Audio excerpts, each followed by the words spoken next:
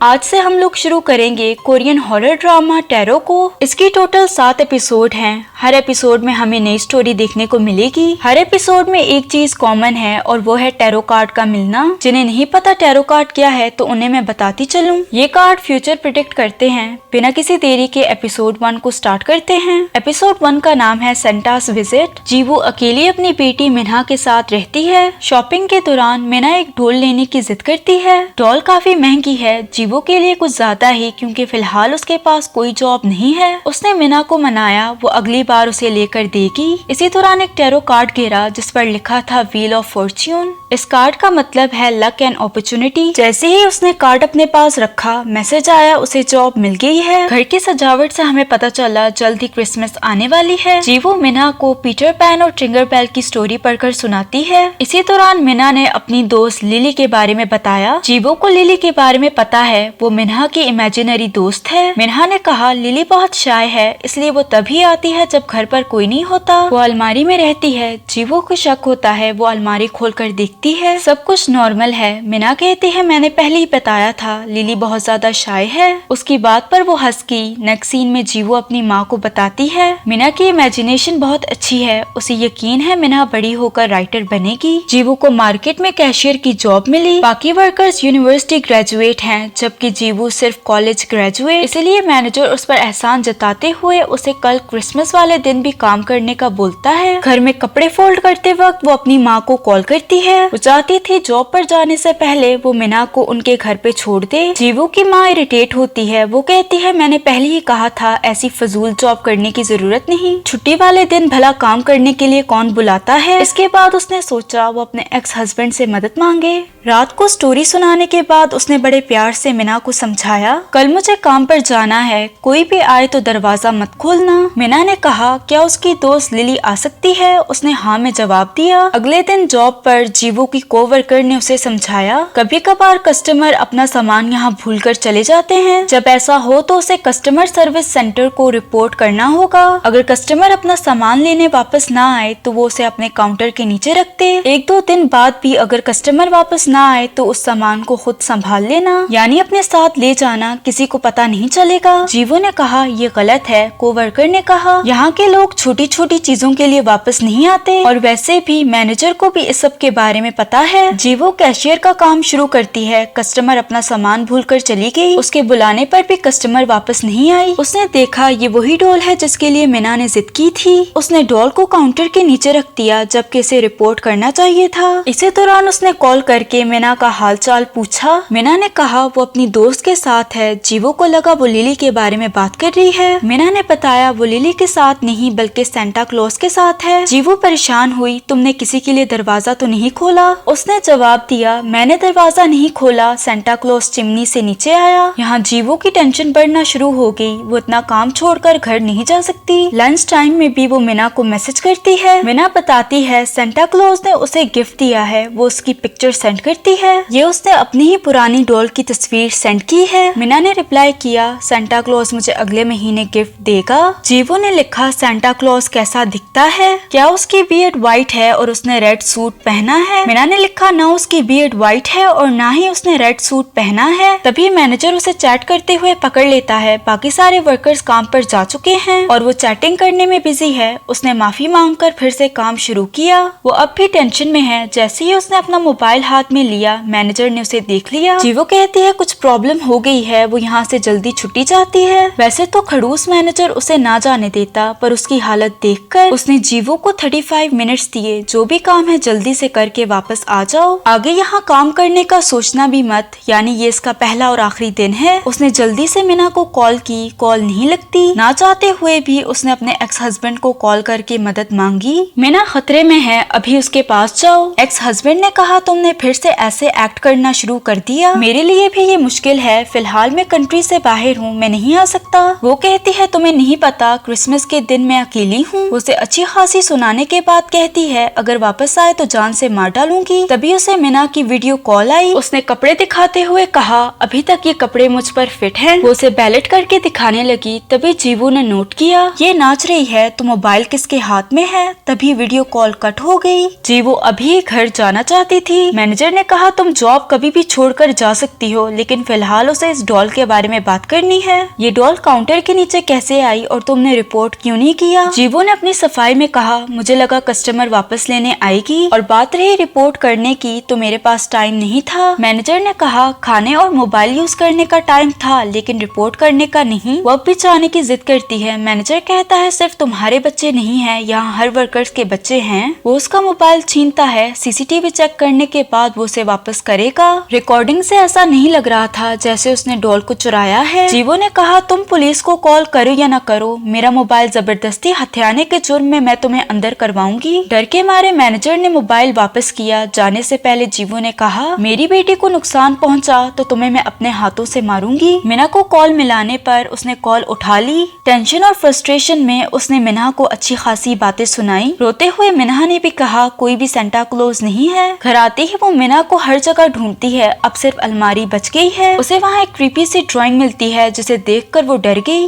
Drawing में बच्ची जिसके साथ है उसकी बियर्ड और सूट ब्लैक है। ये बिल्कुल किसी बीस्ट की तरह लगता है। ये देखकर रोते हुए वो मीना को हर जगह ढूंढने लगती है। उसे फ्लोर पर वो सूट दिखाई देता है जो मीना ने वीडियो कॉल में पहना था। सूट के नीचे उसे पीटर पैन की बुक मिली। स्टोरी बुक देखकर उसे रियलाइज हुआ, जब वो अपनी माँ को मीना के बारे में बता रही थी, उसकी माँ ने जवाब दिया, अब वो मीना के बारे में बात करना बंद कर दे। एक्स हस्बैंड ने भी फोन पर उससे कहा, अब वो मीना की बातें करना छोड़ दे, मेरे लिए भी ये वक्त मुश्किल है। कपड़े फोल्ड करते वक्त वो जिससे बात कर रही थी वो मीना थी। उसने कहा, माँ मैं समझ सकती हूँ आपने क्यों कॉल की, मैं भी हर क्रिसमस में आपके बारे में सोचती हूँ, पर प्लीज अब मुझे आप फोक टेल्स भेजना बंद कर दें। सब कुछ रियलाइज होने के बाद भी वो कहती है, मीना तुम कहाँ हो। एंड में दिखाया जाता है कार्ड का मतलब है लक एंड अपॉर्चुनिटी, जबकि इसी कार्ड का उल्टा मतलब है डिसइल्यूजनमेंट और एंजाइटी। सिंपल लफ्जों में कहूँ तो फियर और एंजाइटी के साथ हार्श रियलिटी को फेस करना। इसी के साथ ये एपिसोड एंड हो जाती है। आई एम श्योर आपको भी कंफ्यूजन होगी, तो मैं आपकी कंफ्यूजन दूर करने की कोशिश करूंगी। मुझे ऐसा लगता है मीना की शादी हो गई और शादी के बाद वो अपने घर चली गई। जीवो उससे दूर होने के सदमे में हर रोज उसे याद करती है, स्पेशली क्रिसमस वाले दिन। हर रात वो उसे स्टोरी सेंड करती थी, ये समझकर जैसे वो उसके पास है। बात करें इस ड्राइंग की तो ये हमें वेडिंग पिक्चर की तरह लगती है। मीना व्हाइट गाउन में है जबकि उसका हस्बैंड ब्लैक में। बस ये ड्राइंग हमें जीवो के नजरिए से दिखाई गई है। जीवो के नजदीक मीना का हस्बैंड बीस्ट है जो उसकी बेटी को ले गया। बात करें फ्लोर पर कपड़े किसने रखे तो वो जीवो थी। कपड़े फोल्ड करते वक्त उसे मीना की याद आई होगी और उसने उन कपड़ों को नीचे रख दिया जो मीना हर क्रिसमस पर पहनती थी। ये सारा मेरा पर्सपेक्टिव था। टैरो सीरीज की दूसरी एपिसोड का नाम है गोइंग होम। एपिसोड की शुरुआत में पुलिस रे को लेकर जा रही है। रे ने पुलिस वाले से कहा अब वो सब कुछ बताएगा। रे अपनी वाइफ से फोन पर बात करता है जो उसे घर बुला रही है। रे ने झूठ बोला वो अपनी टीम के साथ डिनर करने आया है, जबकि असल में वो किसी लड़की के साथ उस पर चीट कर रहा है। रे को पता चल गया आज कोई बहाना नहीं चलेगा, उसे घर जाना होगा। वो जाने के लिए तैयार होने लगा। लड़की ने मोबाइल उठाकर कहा क्या इस अफेयर के बारे में मैं तुम्हारी वाइफ को बता दूं। इसी टेंशन में वो एक बॉल पॉइंट उठाकर उसके साथ टिक टिक करने लगा। वो इरिटेट हुई, ऐसा मत किया करो। पेन जेब में रखकर उसने बताया वो अपनी वाइफ से कितनी नफरत करता है। वो अब भी उसे टीज करती है। रे उसे ये सब कुछ बंद करने का बोलता है। मोटल से निकलते वक्त उसे एक टैरो कार्ड मिला। कार्ड की वजह से उसकी उंगली जख्मी हुई। उसे कौन सा कार्ड मिला फिलहाल हमें दिखाया नहीं गया। वो टैक्सी में बैठकर फोन पर अपनी वाइफ से बातें करने लगा। रे ने कहा क्या वो कल घर आ सकता है। उसने फिर से झूठ बोला, मैं गैंगनम शहर में किसी काम से आया हूँ। खैर ये जितने भी बहाने बना ले उसकी वाइफ उसे अभी ही घर बुलाती है। मोबाइल चार्ज करने के लिए उसने अपना मोबाइल ड्राइवर को दिया। ड्राइवर ने उसकी बातें सुनकर कहा तुमने झूठ क्यों बोला, तुम गैंगनम में नहीं हो और जिस बिल्डिंग के बारे में तुमने बात की वो तो सालों पहले डिमोलिश हो गई। रे ने सच बताया, मुझे जॉब से निकाल दिया गया। अभी तक मैंने अपनी वाइफ को सच नहीं बताया। ड्राइवर ने कहा औरतें इन मामलों में कुछ ज्यादा ही इंटरफेयर करती हैं, हम सभी को ये बात बुरी लगती है। वो अपने बारे में कहने लगा कैसे वो वो टैक्सी चलाकर बहुत कम पैसे कमाता है। इसी दौरान एक बाइकर ने टैक्सी को ओवरटेक किया। ड्राइवर का मीटर घूम गया। बाइकर को ओवरटेक करते हुए उसे गंदी गंदी गालियां दी। गुस्से में वो खुद से बातें करने लगा। उसकी बातें बिल्कुल भी नॉर्मल नहीं थी। उसका दिल कर रहा था वो इस आदमी को उल्टा लटका कर उस पर सुसु करे। अपनी जिंदगी में वो ऐसे बहुत से लोगों से निपटा है। रे ने उसकी गर्दन पर टैटू नोट किया जो ज्यादातर गैंगस्टर्स के होते हैं। रे ने अपना मोबाइल वापस मांगा। फिलहाल वो उसे मोबाइल नहीं दे सकता। रे को टेंशन होने लगी। तभी उसे एक बैग रखा मिला। ड्राइवर का दूसरों को कोसना अभी तक खत्म नहीं हुआ। उसने बैग आराम से खोला। आईडी कार्ड मिला जिसके पीछे खून लगा है और शक्ल इस ड्राइवर से बिल्कुल डिफरेंट है। ड्राइवर को पता चलते ही उसने कहा ये मेरी पर्सनल टैक्सी है। आईडी पर पिक्चर उसकी अपनी है, बस अपडेट नहीं की। रे को टेंशन में देखकर उसने कहा तुम्हें ऐसा तो नहीं लग रहा मैंने किसी को मारकर उसकी टैक्सी ले ली? ऐसा होता तो कब का मैं टैक्सी बेचकर भाग जाता। इसी दौरान ड्राइवर को किसी की कॉल आई। ड्राइवर ने कहा वो जल्दी अपना काम खत्म करके वहाँ आ रहा है। रे ने डर के कहा मुझे घर जल्दी जाना है। ड्राइवर को अपने काम की ज्यादा जल्दी है। वो उसे एक सुनसान जगह ले आया। टॉयलेट के बहाने वो किसी आदमी से बात करने लगा। रे चुपके से टैक्सी से निकलकर उसकी बात सुनने लगा। मैंने उसे कब से रोका हुआ है। पूरा खून निकालने के बाद वो कितना था? लिवर और किडनी फ्रेश होगी तो क्यों ना तुम उन्हें खरीद लो। इस बार बड़ा है तो उस हिसाब से पैसे देना। रे समझ गया ये ऑर्गन्स बेचते हैं। जाते वक्त उससे आवाज हुई। ड्राइवर ने देख लिया। उसे डर था कहीं इसने बातें तो नहीं सुन ली। वो आराम से बार बार रे को टैक्सी में बैठने का बोलता है। रे डरते सहमते बैठ गया। इस सुनसान जगह पर वो करे भी तो क्या। फिर से उसने अपना मोबाइल मांगा। मोबाइल में 0% चार्जिंग है। रे ने आखिर पूछ ही लिया यहाँ कौन आने वाला है। ड्राइवर ने कहा वो इंसान जो चीजें खरीदता है। रे ने पॉकेट से पेन निकाल कर टिक टिक करने के बाद उसकी गर्दन में बार बार स्टैप करके उसे मार डाला और कहा ये मैंने सेल्फ डिफेंस में किया। ड्राइवर को बाहर फेंक कर वो टैक्सी लेकर वहाँ से जाने लगा। टायर गड्ढे में फंस गया। वो उसे निकाल नहीं पाता। तभी ड्राइवर के मोबाइल पर मैसेज आया वो जल्दी आ रहे हैं। थोड़ी देर बाद 2 बायर्स वहाँ आते हैं। एक बायर ने बताया वो पहली दफा एक दूसरे से मिल रहे हैं, यानी वो ड्राइवर से पहले नहीं मिले। तो रे ड्राइवर की एक्टिंग करने लगा। सबसे पहले दोनों बायर्स की मदद से उसने टैक्सी को गड्ढे से बाहर निकाला। बायर्स ने अपना आइटम मांगा। उसने कहा आइटम बैक सीट पर है। अंदर ड्राइवर की लाश है। रे ने कहा इस आइटम को मैंने बड़ी मुश्किल से तैयार किया। बायर्स हैरान हैं। बायर ने डिग्गी खोलने का बोला। टैक्सी में बैठकर रे ने डिग्गी खोली। फिर अपनी वाइफ से फोन पर बातें करने लगा। वाइफ को बताया यहाँ कुछ एक्सीडेंट हो गया है। डिग्गी में मरा हुआ हिरन है। बात हिरन बेचने की हुई थी। शायद इस आदमी को अभी तक नहीं पता। बायर्स ने अपनी गाड़ी की डिग्गी खोली। एक बायर ने कहा उन्हें पुलिस को कॉल करनी चाहिए। दूसरे ने कहा पहले इसे पकड़ना होगा। दूसरी तरफ रे ने भी हिरन को डिग्गी में देख लिया। अब उसे समझ आया खून निकालने से लेकर ऑर्गन्स बेचने तक ड्राइवर हिरन के बारे में बात कर रहा था, ना कि किसी इंसान के बारे में। बायर्स ऐसा प्रिटेंड करते हैं जैसे सब कुछ नॉर्मल है। हिरन की लाश को अपनी गाड़ी में डालने के लिए एक बायर ने रे की मदद ली। हिरन को गाड़ी में रखते ही दूसरे बायर ने रे को पकड़ने की कोशिश की। रे खुद को छुड़ाकर जंगल में भाग गया। दोनों बायर्स उसे ढूंढते हुए कहने लगे आराम से इस मामले को सुलझाते हैं, बाहर आओ वरना पुलिस को कॉल कर देंगे। रे ने एक मोटी लकड़ी से उन दोनों पर अटैक किया। दोनों को हिट करके उन दोनों को बेहोश किया। तीनों को टैक्सी में रखकर टैक्सी को आग लगा दी। पैदल ही रे वहाँ से निकला। तभी उसकी वाइफ की कॉल आई। अब मैं तुम पर यकीन नहीं करूंगी, जहाँ हो वहाँ की तस्वीर निकाल कर भेजो। पिक्चर भेजने की पोजीशन में वो नहीं है। उसने कॉल कट कर दी। रोड पर चलते हुए पुलिस ने उसे रास्ते में पकड़ लिया। जिस मोटल के कमरे में वो उस लड़की के साथ था उसकी डेड बॉडी मिली है। पुलिस वाले ने उसे गाड़ी में बैठाकर पूछा मोटल में आखिर क्या हुआ था। रे ने बताया मोटल से निकलने के 1 घंटे बाद उस लड़की ने मुझे कॉल की। फोन पर मुझे दरवाजा खटखटाने की आवाज सुनाई थी। पुलिस वाले ने कहा खुद से बातें मत बनाओ। क्राइम सीन को देखकर ऐसा नहीं लगता किसी बाहर वाले ने आकर उसे मारा। रे ने कहा वो सेल्फ डिफेंस था। रे की गर्लफ्रेंड ने उसकी वाइफ का नंबर बोला। फिर उसे कॉल करके बताने लगी एक्चुअली में रे किसके साथ है। इसी दौरान रे ने पेन के साथ उसकी गर्दन पर स्टैप किया। एक ही वार से वो मर गई। रे ने अपना फोन उठाया। पता चला ये सिर्फ उसका मजाक था। उसने किसी को कॉल नहीं की। पेन उसके गर्दन से निकाल कर वो वहाँ से चला गया। रे ने अपनी सफाई में कहा काफी टाइम से वो मुझे इसी तरह डरा रही थी। उसने तो टैक्सी ड्राइवर के साथ मिलकर मुझे मारने की कोशिश की ताकि वो मेरे ऑर्गन्स बेच सके। उसकी बकवास सुनकर पुलिस वाले ने कहा जो कुछ भी बोलना है अब पुलिस स्टेशन जाकर बोलना। रे ने पेन निकाल कर टिक टिक किया। इसके बाद गाड़ी में हलचल हुई और गाड़ी का एक्सीडेंट हो गया। रे फोन पर अपनी वाइफ को बताने लगा आज का दिन बहुत बहुत खराब है। उसकी वाइफ ने मैनेजर से पता लगवा लिया। आज कोई भी टीम डिनर नहीं था।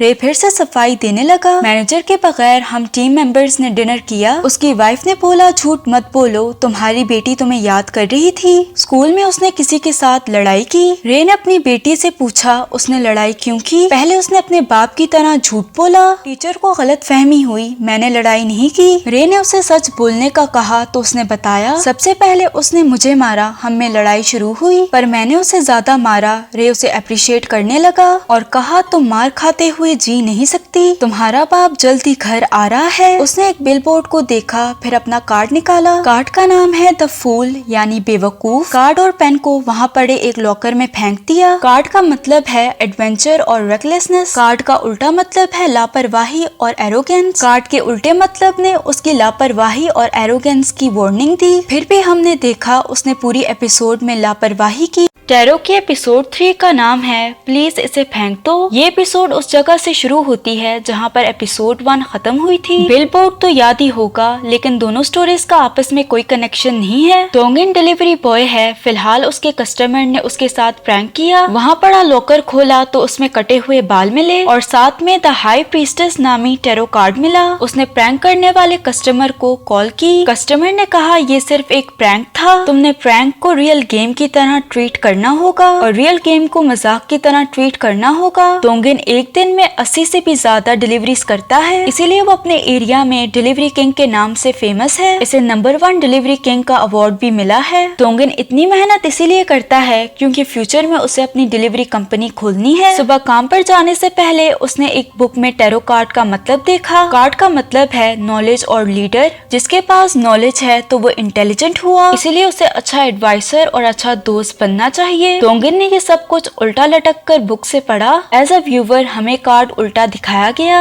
इसका उल्टा मतलब कुछ और है। वो काम के लिए फिर से निकल गया। शॉपकीपर्स ने कहा, डिलीवरीज में कंफ्यूज मत होना। डोंगिन ने जवाब दिया, मैं कभी कंफ्यूज नहीं होता। ढेर सारी डिलीवरीज लेकर वो यहाँ वहाँ देने लगा। एंड में बारी आई अपार्टमेंट में रहने वाली लड़की की। उसने काफी ज्यादा खाना ऑर्डर किया। दरवाजा खोलते ही वो डोंगिल को देखकर शर्माई। खाना रिसीव करते हुए कहा, ये मैं अपने दोस्तों के साथ खाऊंगी। वो जाने लगा तो लड़की ने कहा, जाने से पहले पानी तो पीते जाओ। लड़की ने पानी दिया। डोंगिन ने थोड़ा सा पानी पिया। उसे घूरता देखकर जल्दी से पानी गटक कर ग्लास वापस दिया। डोंगिन ने जाते हुए खुद से कहा, पानी इतना नमकीन क्यों था। आराम से लड़की ने फिर से दरवाजा खोला। वापस आने के बाद भी डोंगिन सोचने लगा, माना कि मैं हैंडसम हूँ, पर फिर भी उसने मुझे पानी क्यों दिया। चॉकलेट मिल्क भी दे सकती थी। नमक का टेस्ट शायद अभी तक उसके मुंह में है तो वो गागल करने लगा। अगले दिन लड़की ने फिर से ऑर्डर किया। लड़की काफी स्वीट है, इस दफा उसने ब्रेड देनी चाहिए। डोंगिन ने साफ साफ मना किया, जैसे वो ठान कर आया हो उसके हाथ की कोई भी चीज नहीं खानी। वो कॉल आने की एक्टिंग करने लगा। लड़की ने कहा, कोई कॉल नहीं आई। डोंगिन ने पूछ लिया, आखिर वो उससे इतने अच्छे से बात क्यों करती है। लड़की ने जवाब नहीं दिया। उसने पैसे दिए, टिप के तौर पर रख लो। पैसे देखकर उसके चेहरे पर मुस्कुराहट आई। डोंगिन ने उसे डिस्ट्रैक्ट करके पैसे ले लिए। लड़की ने उसे जल्दी से बताया, हर रोज मैं 6:55 को ऑर्डर करूंगी तो डिलीवरी एक्सेप्ट करना। उसने जल्दी से दरवाजा बंद किया। कल एग्जैक्ट 6:55 को उसका ऑर्डर आया। डोंगिन ने एक्सेप्ट किया। वो डिलीवरी यहाँ लाना नहीं चाहता था पर फिर भी आ गया। लड़की ने जल्दी से दरवाजा खोलकर टिप सामने करते हुए कहा, क्या मैं कुछ देर तुमसे बात कर सकती हूँ। उसने ना में जवाब दिया। फिर भी लड़की ने सवाल किए, क्या तुम्हारी गर्लफ्रेंड है, क्या तुम किसी को पसंद करते हो। डोंगिन ने कहा, आखिर तुम इतनी क्यूरियस क्यों हो, हम सबको पता है लड़की उसे पसंद करती है। इसी दौरान उसने डोंगिन को सेड्यूस करने की कोशिश की। डोंगिन को गुस्सा आया। उसने उसका ऑर्डर पकड़ाया। लड़की ने कहा, अगर तुम्हें ये नहीं पसंद तो मैं ऐसा नहीं करूंगी। अगर तुम किसी और को पसंद करते हो तो मैं इंसिस्ट नहीं करूंगी। लड़की के हाथ पर टैटू भी है। मोहब्बत का मतलब है एक दूसरे के लिए सेक्रीफाइस करना।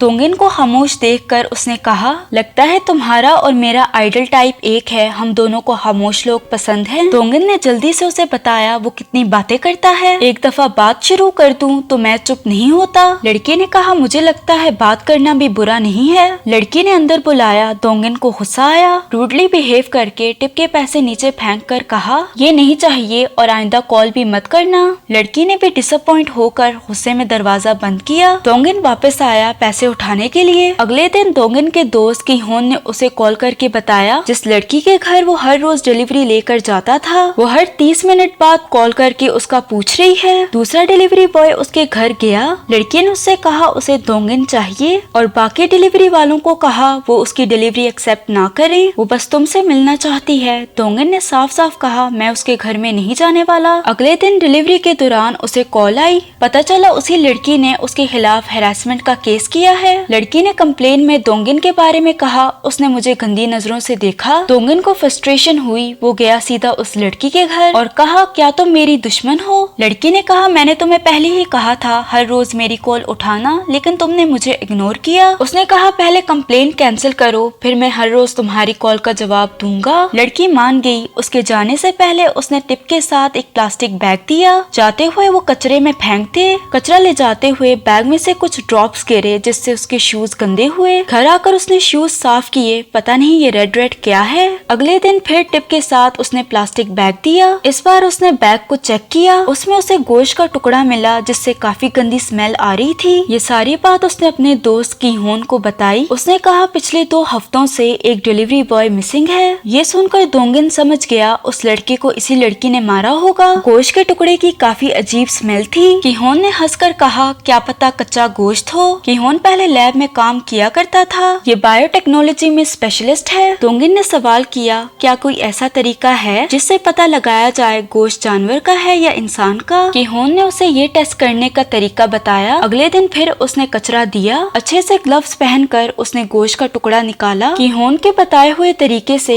उसने गोश्त को टेस्ट किया। इसका शक सही निकला, ये इंसानी गोश्त है। उसने अपने दोस्त कीहोन को बताया। उसने कहा गोश्त तो फेंक देगी पर हड्डियों का क्या करेगी? दोंगिन ने कहा तुम जाकर उस मिसिंग लड़के का पता लगाओ। कीहोन ने कहा वो जाकर एक और गोश्त का टुकड़ा लाए। तुमने ये काम ना किया तो मैं करूँगा। वो उसके घर नहीं जाना चाहता था। कीहोन ने कहा मैं अभी जाकर पुलिस को सच बताऊंगा। दोंगिन फिलहाल पुलिस को नहीं बताएगा, वो थोड़ा और इंतजार करेगा। रात को वो सोचने लगा क्या ये वाकई में किसी को मार सकती है? क्या मुझे पुलिस को रिपोर्ट करनी चाहिए? 6:55 को उसने फिर से डिलीवरी एक्सेप्ट की। अपनी सेफ्टी के लिए वो चाकू ले जाने लगा पर कुछ सोचकर उसने वापस रख दिया। वो ऑर्डर लेकर आया। ऑर्डर स्लिप पर लिखा था डिलीवरी बाहर से देना, घर के अंदर दाखिल मत होना। अपने डर पर काबू पाकर उसने बेल की और उसके बाद दरवाजा खटखटाया। घर से कोई आवाज नहीं आई। उसने देखा दरवाजा खुला है। ऐसे सिचुएशन में बेवकूफ लोग भागते हैं, समझदार लोग तो अंदर घुसेंगे। समझदारी का मुजाहरा करते हुए वो अंदर जाकर उसे आवाजें देने लगा। अंदर बहुत गंदी स्मेल आ रही है। हर जगह प्लास्टिक बैग्स हैं, यहाँ तक के फ्लोर और दीवारें भी प्लास्टिक से कवर हैं। एक टेबल पर उसे खून गिरा दिखाई दिया। दूसरे टेबल पर बहुत सारे गोश्त के टुकड़े थे। एक टुकड़े पर वो टैटू बना है जो उस लड़की के हाथ पे था। ये सब देखकर दोंगिन की तबीयत खराब होने लगी। उस बेचारे को उल्टी आने लगी। आवाज आई तुम्हें पतली लड़कियां पसंद है ना? दोंगिन उसे देखकर पहचान नहीं पाया। लड़की ने कहा दोंगिन क्या अब मैं तुम्हारी आइडल टाइप लगती हूँ? स्किनी होने के लिए उसने अपना ही गोश्त काटा। दोंगिन ने गुस्से से पूछा तुम कर क्या रही हो? क्या तुम पागल हो? वो उसके पास आने लगी। दोंगिन ने कहा मेरे पास मत आना। इसी दौरान बेयर ट्रैप में उसका पाँव फंस गया। उसे काफी दर्द हुआ। वो उस पर चिल्लाया। लड़की ने कहा मुझे खामोश लड़के अच्छे लगते हैं। मोहब्बत का मतलब है एक दूसरे के लिए सैक्रिफाइसेस करना। बातें सुनकर और इसे देखकर वो रोने लगा। पैर में चोट आने की वजह से वो भाग भी नहीं सकता। लड़की उसके लिए टूल्स ढूंढने लगी। उसे जरूर ये चीज पसंद आएगी। वो नीडल उसके होंठों के पास लेकर आई। वो डर के मारे चिल्लाया। नेक्स्ट सीन में एक और डिलीवरी बॉय ऑर्डर लेकर आया। ये डॉग फूड का ऑर्डर है। उसने दरवाजा नॉक किया। आवाज आई दरवाजा खुला है, अंदर आ जाओ। उसने कहा क्या मैं खाना यहाँ रख के चला जाऊँ? लड़की ने उसे और अंदर बुलाया। बदबू की वजह से उसकी सांस भी बंद होने लगी। अगला नजारा देखते ही वो हैरान हो गया। दोंगिन को लोहे की जंजीर से बांधा हुआ है। गले में डॉग कॉलर और होंठों पर स्टिचेस हैं। लगता है लड़की को कुछ ज्यादा ही खामोश लड़के पसंद हैं। खाना वो फूड पाइप के जरिए खाता है जो सीधा उसके गले में अटैच्ड है। उसे ऐसा देखकर डिलीवरी बॉय चिल्लाने लगा। दोंगिन ने डरते हुए उसे खामोश रहने का इशारा किया। डिलीवरी बॉय जल्दी से वहाँ से भागा। दोंगिन ने पानी पिया, फिर हमें देखकर खामोश रहने का इशारा किया। मैं खामोश हो जाऊंगी, लेकिन पहले कार्ड का मतलब बता दूं। सीधा कार्ड नॉलेज और गट फीलिंग्स को दिखाता है। उल्टे कार्ड का मतलब है लापरवाही और कमजोरी, यानी समझ की कमी, अपनी गट फीलिंग से डिस्कनेक्ट होना और राज को छुपाना। समझ की कमी और अपनी गट फीलिंग्स को अवॉइड करना, ये सब दोंगिल से मिलता है। उसकी बेवकूफी और नासमझी ने उसका ये हाल कर दिया, क्योंकि इसने रियल गेम को एक जोक की तरह लिया, जबकि राज छुपाने वाली बात उस लड़की से मिलती है। इससे याद आया नमक वाला पानी। इस पानी के ग्लास के बारे में दो चीजें हो सकती हैं। हो सकता है लड़की ने अपना पसीना या कुछ और चीज उसे डालकर दी हो। क्या पता ये उसका प्यार दिखाने का तरीका हो। इसी नमक वाले पानी को अगर मेटाफोरिकली देखा जाए, ये पानी लड़की की असल पर्सनैलिटी के बारे में बताता है। दिखने में तो पानी बिल्कुल साफ था, बिल्कुल उस लड़की की तरह मासूम और दूसरों की परवाह करने वाली। नमक उसके अंदर छुपी हुई डार्क साइड के बारे में बताता है। टैरो सीरीज के एपिसोड 4 का नाम है कपल मैनेजर। एपिसोड शुरू होती है शादी दिखाते हुए। ये मिन चान के दोस्त की शादी है। मिन के दोस्त को उल्टी आने लगी। वो वॉशरूम जाकर उल्टी करने लगा। मिन ने कहा, क्या तुम इतने नर्वस हो? उसने कहा, ये नर्वस होने की वजह से नहीं है, ये हुआ क्योंकि मैं बहुत उदास हूँ। उसने मिन की गर्लफ्रेंड के बारे में पूछा। ये दोनों जल्दी शादी करने वाले हैं। मिन ने बताया वो इसी साल शादी करेंगे। दोस्त ने कहा, शादी की डेट फिक्स करने से पहले किसी से एडवाइस ले लो। वैसे भी आजकल इस काम के लिए बहुत सी कंपनीज भी हैं। मिन ने इसकी वजह पूछी। उसने कहा क्योंकि शादी एक बहुत बड़ा फैसला है। उसके जाते ही मिन को वहाँ फ्रेम पर लगा एक कार्ड मिला। ये कार्ड है कपल मैनेजर का। वो इसी कार्ड के पते पर पहुँच गया। बिल्डिंग में एंटर होते ही उसे एक बड़ा सा हर्मिट कार्ड दिखाई दिया। तभी आई कपल मैनेजर। उसने इस कार्ड का मतलब बताया। कार्ड का मतलब है अपनी जिंदगी पर गौर करना, अपने लिए टाइम निकालना और इनर विजडम को तलाश करना। काउंसलिंग शुरू होती है। कपल मैनेजर इनकी डिटेल्स पढ़ती है। मिन 4 साल पहले यूनिवर्सिटी से ग्रेजुएट हुआ। उम्र 34 साल और इसका एक ऑफिस है। इसकी गर्लफ्रेंड उन्मी कॉलेज के फर्स्ट ईयर में है। उम्र 29 साल और अभी अभी उसने एक अच्छी कंपनी के लिए काम करना शुरू किया है। डिटेल्स पढ़ के मैनेजर ने ये कंक्लूजन निकाली, उन्मी मिन से जवान है और उसकी अच्छी जॉब भी है, विच मीन्स मैरिज मार्केट में उन्मी की ज्यादा वैल्यू है। मिन एवरेज है। इन शॉर्ट उन्मी का लेवल मिन से ज्यादा था। मिन ने ऑफेंड होते हुए कहा, हमने शादी का फैसला पहले से कर लिया है, तो हम ग्रेड्स के बारे में बात क्यों करें? उसने कहा, एट द एंड मैरिज में ग्रेड्स ही मैटर करते हैं। ऐसा ना हुआ तो सब कुछ ऊपर नीचे हो जाएगा। मिन ने कहा, काउंसलिंग की ऐसी की तैसी वोट कर जाने लगा। मैनेजर ने कहा, अभी हमने बातें शुरू नहीं की, अब चले गए तो दोबारा मौका नहीं मिलेगा। मिन उन्मी के साथ था। मिन ने उसके दोस्त के बारे में पूछा। उन्मी को याद आया। उसने कहा, क्या तुमने अपने बाप से बात की? शादी के बारे में मैंने अपने बाप को बता दिया है। उन्होंने कहा, कॉटेज बेचकर वो हमारे लिए घर खरीदेंगे। मिन को थोड़ा लो फील हुआ। तभी उन्मी ने बताया, उसकी दोस्त शादी के बाद एक ब्रांडेड अपार्टमेंट में शिफ्ट हुई। देखकर मुझे थोड़ी जलन हुई। मिन को कपल मैनेजर की बात याद आई। जब तुम उन्मी के दोस्तों की बात छेड़ोगे तो बातचीत नए शादीशुदा जोड़ों के घरों के इशू की तरफ जाएगी। मिन ने कहा, क्यों ना शादी के लिए वो नेक्स्ट सैटरडे को रिजर्वेशन करवा ले। उन्मी ने कहा, तुम्हें जल्दी किस बात की है? रिजर्वेशन करवानी मुश्किल होगी। इसी दौरान वो फिर से अपने दोस्तों के बारे में बताने लगी। आजकल जब मैं अपने दोस्तों को देखती हूँ, वैसे लोग हैं जो सिंगल रहते हैं और खुलकर प्यार करते हैं। ऐसी बातें सुनकर मुझे जलन होती है। मिन को उसकी बात बुरी लगी। तभी उसे कपल मैनेजर की बात याद आई। जब तुम जॉब ढूंढ रहे थे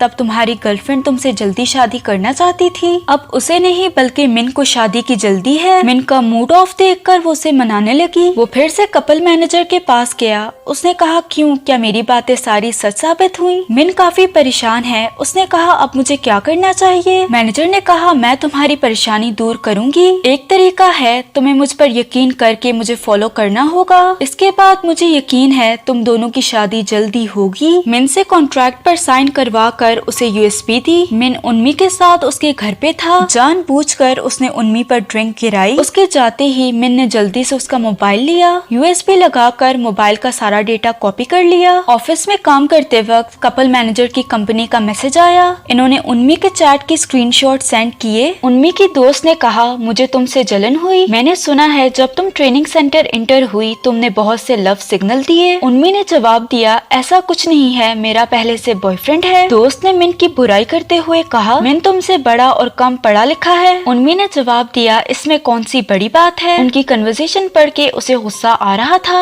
रात को वो उन्मी के घर पे था। वो उसके करीब आना चाहता था। उन्मी के मना करने पर वो नाराज होकर सो गया। कॉलेज में उन्मी के क्लासमेट ने उसे ड्रिंक ऑफर की। एपिसोड में इसका कोई नाम नहीं तो हम इसे पार्क के नाम से बुलाएंगे। उन्मी ने कहा, ये ड्रिंक मैं बहुत पीती हूँ। पार्क ने भी कहा वो भी ये ड्रिंक बहुत पीता है। कॉलेज से जाते वक्त भी वो दोनों साथ थे। पार्क ने बताया उसके पेरेंट्स यूएसए में रहते हैं, सिर्फ वही कोरिया शिफ्ट हुआ है। इसके अलावा वो अपने पेरेंट्स का भी खर्चा उठाता है। पार्क ने अपनी सैलरी बताई जिससे पता चला वो काफी अच्छा खासा हम आता है। मिन उसे लेने आया। उन्मी ने पार्क को बताया ये मेरा बॉयफ्रेंड है। उसे बाय करके वो मिन के पास गई। मिन पार्क को घूरने लगा। वो बार बार पलट कर उसे ही देख रहा है। उन्मी ने कहा तुम बार बार क्यों उसे देख रहे हो? उसकी टोन रूड बिल्कुल नहीं थी। मिन का सूजा हुआ मुंह देखकर उन्मी ने कहा मैं तो उससे बात करना भी नहीं चाहती थी, पर वो खुद ही आकर मुझसे फ्रेंडली होने लगा। उन्मी और पार्क ने नंबर एक्सचेंज किए। मिन को इस बात का गुस्सा है। क्या तुम पागल हो? कोई भी नंबर पूछेगा तो क्या बता दोगी? उन्मी ने अपनी सफाई में कहा हम सारे क्लासमेट्स हैं, तुम्हारे पास भी तुम्हारी कंपनी के हर एम्प्लॉय का नंबर पड़ा है। मिन ने गुस्से में कहा तुम्हारी तरह मैं बाहर जाकर उनके साथ सोडा नहीं पीता।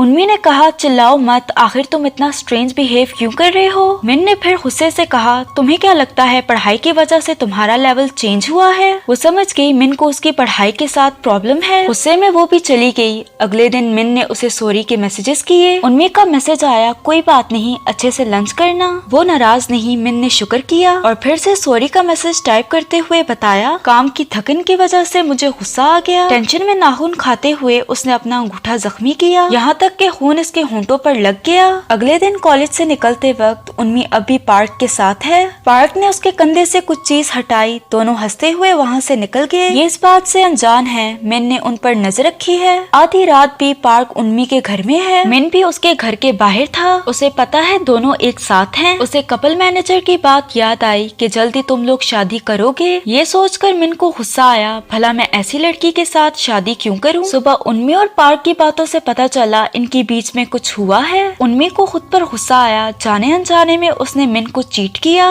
वॉशरूम में जाकर उसने मिन के मैसेज का रिप्लाई दिया मुझे माफ करना मैं सो गई थी। रिप्लाई न आने पर उसने मिन को कॉल की और माफी मांगते हुए कहा वो दोबारा इतना लेट रिप्लाई नहीं करेगी। मिन को अच्छे से पता है वो रात में किसके साथ थी। खुद पर काबू करके उसने कहा अभी मैं बिजी हूँ, मेरी मीटिंग है। उसने कॉल कट कर दी। उन्मी अपनी दोस्त के साथ है। शायद ये वही दोस्त है जिसके साथ मिन ने उसकी कन्वर्सेशन पढ़ी। दोस्त ने कहा शादी एक बहुत बड़ा फैसला है, जल्दी से कोई फैसला करो। उन्मी ने अपनी दोस्त को पार्क के बारे में सब कुछ बता दिया। तभी पार्क का मैसेज आया तुम बिना ब्रेकफास्ट किए वहाँ से चली गई। अगर तुम्हारे पास टाइम हो तो क्यों ना हम लोग कल वॉक पर चलें। उसने अपने दोस्त को मैसेज दिखाते हुए कहा मैं से क्या रिप्लाई दूं। दोस्त ने कहा इसके साथ जाकर अपने और इसके दिल का पता लगाओ। उन्मी को भी लगा शादी का फैसला करने से पहले उसे अपने दिल को चेक कर लेना चाहिए, यही कि उसका दिल मिन की तरफ है या पार्क की तरफ। कल पहाड़ पर पार्क के साथ वो वॉक पर जाती है। उन्मी ने कहा हम में जो कुछ भी हुआ वो शराब के नशे की वजह से हुआ। पार्क ने कहा गलतियाँ हम सबसे होती हैं, क्या तुम ऐसा प्रिटेंड करना चाहती हो कि हम में कुछ नहीं हुआ। इसी दौरान वो गिरी। मिन की पिक्चर देखकर उसे समझ आ गया उसका दिल किसकी तरफ है। उसे पार्क पसंद है। पार्क उन दोनों की पिक्चर ना देख ले। उसने उस पिक्चर को छुपाया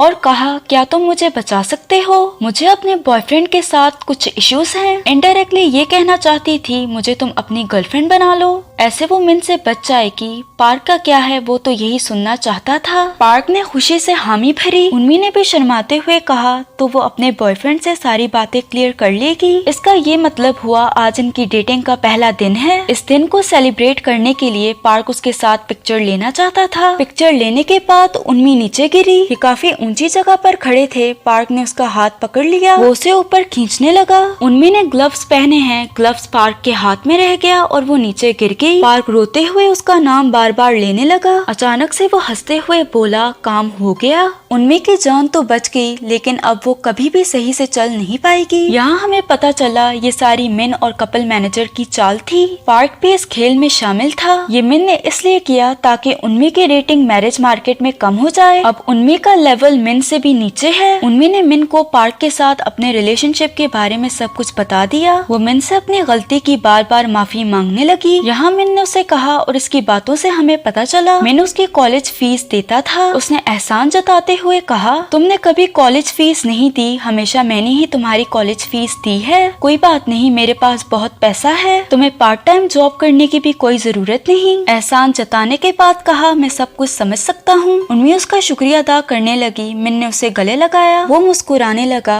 अब उसे यकीन है वो उसे छोड़कर नहीं जाएगी। ऑफिस में मिन की को-वर्कर उसकी तारीफ करती है। मिन अपनी और उन्मी की तस्वीर उठाकर दराज में रख लेता है। तारीफों के बाद बात जाती है फ्लर्ट पर। लड़की को बार बार फ्लर्ट करता देखकर मिन की नीयत भी खराब होने लगी। दूसरी तरफ हॉस्पिटल में उन्मी अपनी डे टू डे लाइफ में स्ट्रगल करती है। अब वो उसके मैसेजेस स्टेटस का भी ज्यादा रिप्लाई नहीं करता, वो अपनी किस्मत पर रोने लगी। करीबी तो कैसे, वो उस लड़की के साथ टाइम गुजारने में बिजी है। उन्मी अपने बेड पर वापस आई, उसने कार्ड देखा, ये कपल मैनेजर की कंपनी का कार्ड है। तो कपल मैनेजर ने उसकी काउंसलिंग की। शादी तो करनी है पर एट द एंड आपके पार्टनर का लेवल डिपेंड करता है। अगर तुम अपना लेवल ना बढ़ा सको तो दूसरे का लेवल गिरा दो। मैं इन्हीं लेवल को बराबर करने का काम करती हूँ। कपल मैनेजर ने कहा मैन उसे छोड़कर चला जाएगा, जबकि उन्मी को उसकी बात पर यकीन नहीं है। कपल मैनेजर ने यकीन दिलाया वो दोनों का लेवल बराबर करेगी। मैं जब उस लड़की के साथ उन्मी को चीट करने में बिजी था, चालाकी से उस लड़की ने पेन उठाकर उसकी आंख फोड़ दी।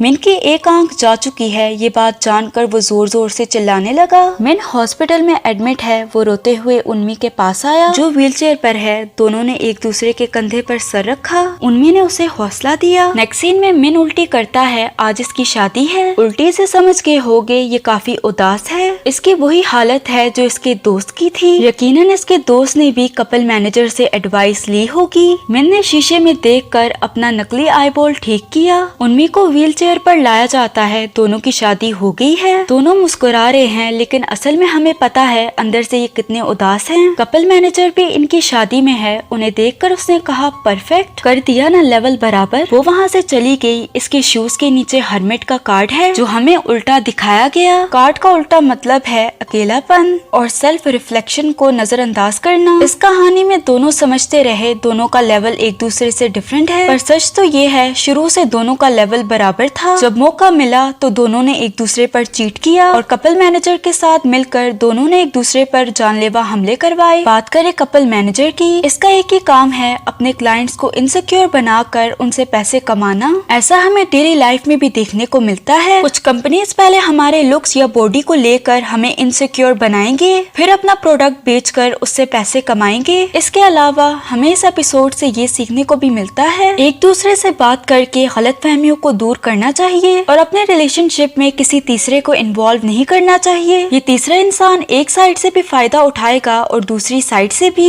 टैरो के एपिसोड 5 का नाम है अ रेंटेड मदर। एपिसोड के स्टार्ट में हमें उनसान दिखाई जाती है। आधी रात है, बाहर बारिश के साथ साथ बिजली चमक रही है। उनसान डर के अपनी माँ को बताती है उसे अपने कमरे में से आवाजें आ रही हैं। माँ ने गुस्से से कहा पहले भी कितनी दफा बता चुकी हूँ ये वाटर हीटर की आवाज है। उनसान ने कहा वाटर हीटर की आवाज ऐसी नहीं होती, मुझे डर लग रहा है। माँ ने फिर डांटते हुए कहा जाकर सो जाओ। माँ को दरवाजे के पास एक गिरा हुआ टैरो कार्ड मिला। ये स्टार टैरो कार्ड है। उसे लगा शायद ये उनसान का है तो उसने उसे दे दिया। उनसान ने कहा ये मेरा नहीं है। खैर माँ ने दरवाजा बंद कर दिया। उनसान की माँ की कुछ दोस्तें आई हैं। दोस्तें उनसान की दोस्त योंगजी के बारे में बात करती हैं। ये योंगजी को गिरी हुई नजरों से देखती हैं क्योंकि योंगजी अपनी माँ के साथ रेंटेड अपार्टमेंट में रहती है, जबकि ये सारे हाई सोसाइटी में रहते हैं। एक दोस्त ने कहा मैंने सुना है योंगजी तुम्हारी बेटी से अजीब बातें करती है। उनसान की माँ ने कहा योंगजी मेरी बेटी के साथ खेल रही है, वो तुम्हें सुन लेगी। दूसरी दोस्त ने कहा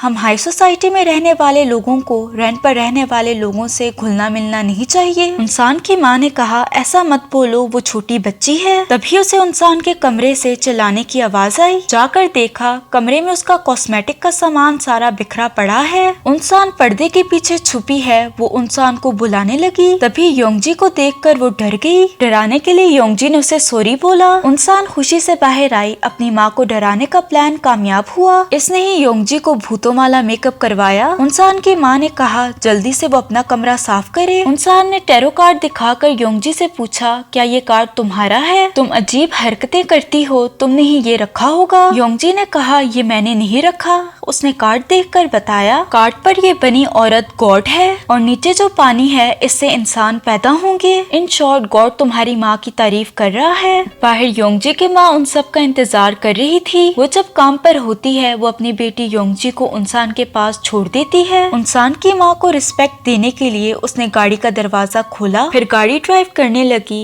दोस्त ने उनसान की माँ से पूछा उनसान क्यों चिल्लाई थी? उसने बताया वो मेरी कॉस्मेटिक्स के साथ खेल रही थी। उन्होंने मुझे डराने की भी कोशिश की। दूसरी दोस्त ने कहा कॉस्मेटिक काफी महंगी होती है, क्या पता योंगजी ने बिना परमिशन के मेकअप यूज किया हो। योंगजी की माँ ने कहा अगर उसने ज्यादा यूज किया हो होगा तो मैं आपको नया खरीद दूंगी। इंसान की माँ ने हंसते हुए कहा, ये तुम क्या कह रही हो, तुम्हारे पास कॉस्मेटिक खरीदने के पैसे नहीं है। योंगजी की माँ को एम्बेरसमेंट फील हुई। बाकी तीनों शॉपिंग करती हैं जबकि योंगजी की माँ फोन पर बात कर रही थी। दूसरी दोस्त ने उससे कहा, तुम भी आकर शॉपिंग करो। योंगजी की माँ ने इशारे से बताया वो फोन पर है। दोस्त ने कहा, जब भी हम लोग शॉपिंग पर आते हैं ये फोन पर होने का नाटक करती है। इन्होंने बहुत ज्यादा शॉपिंग की। इंसान की माँ योंगजी की माँ को खरीदे हुए कपड़े देती है। उसने कहा, मैंने एक दिन देखा योंगजी का कॉलर खराब और गंदा था तो ये उसे दे देना। योंगजी की माँ ने मना किया। इंसान की माँ ने कहा, ज्यादा महंगा नहीं है तो उसने रख लिया। इंसान की माँ को ऐसा करता देखकर बाकी दो दोस्तों को अच्छा नहीं लगता।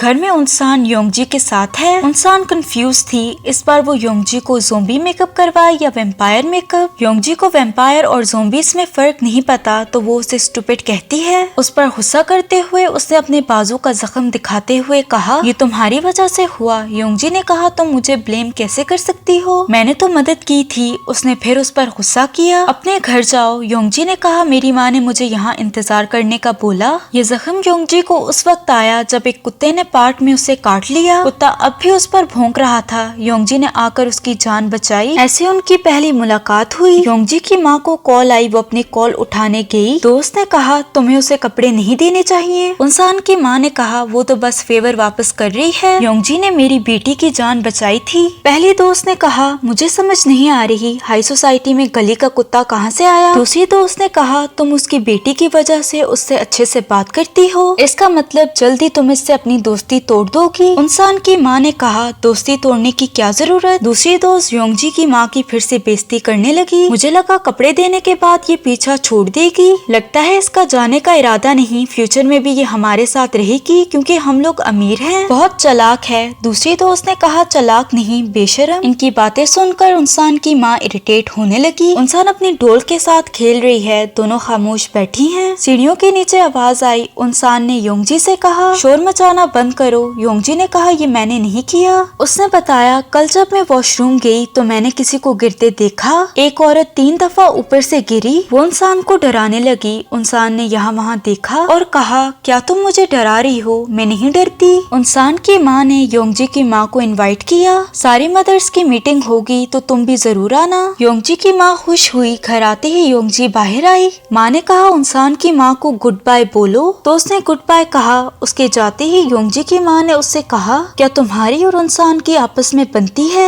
योंगजी ने कहा, मैं उसे बर्दाश्त करने की पूरी कोशिश कर रही हूँ। उसकी माँ ने माफी मांगी। इनकी बातों से लग रहा है दाल में कुछ तो काला है। इंसान की माँ इंसान से कॉल पे बात करती है। इतने बड़े घर में भला वो उसे कहाँ ढूंढती फिरे। दोस्त ने इंसान को कॉल में लाकर पूछा, तुम दोनों ने आज कोई शैतानी तो नहीं की। इंसान बताने लगी, उसे योंगजी नहीं पसंद क्योंकि वो रेंट के घर में रहती है। उसकी माँ ने कहा, तुम बस ओकेजनली दोस्त बन के रहो। रात को इंसान फिर से डरने लगी। उसे एक औरत उल्टी लटकी दिखाई दी जो अचानक नीचे गिर गई। उसकी माँ के उठाने पर इंसान की आंख खुल गई। योंगजी आ गई है, तुम दोनों साथ मिलकर खेल सकती हो। इंसान ने उसी औरत के बारे में पूछा। योंगजी ने कहा, क्या तुमने भी उसे देखा, मैं तुम्हें दिखा सकती हूँ। घर में फिर इंसान की माँ की दोस्तें आई हैं। दोस्त ने कहा, इस बार तुम योंगजी की माँ के साथ अच्छा बिहेव मत करना। उनकी यही सारी बातें योंगजी ने सुन ली जो बड़ा बाउल लेने यहाँ आई थी। कमरे में अंधेरा करके योंगजी और इंसान अपना काम स्टार्ट करते हैं। योंगजी ने मैच स्टिक जलाकर पानी में बुझाई और इंसान से पूछा, क्या तुम्हें पानी हिलता हुआ दिखाई दिया। इंसान ने कहा, जाहिर है तुमने इसमें अभी मैच स्टिक फेंकी तो पानी मूव करेगा। दोनों ने आंखें बंद की। योंगजी ब्लडी मैरी को बार बार बुलाने लगी। उसने इंसान को बताया, वो शीशे में आ गई है, अब वो जो चाहे पूछ सकती है।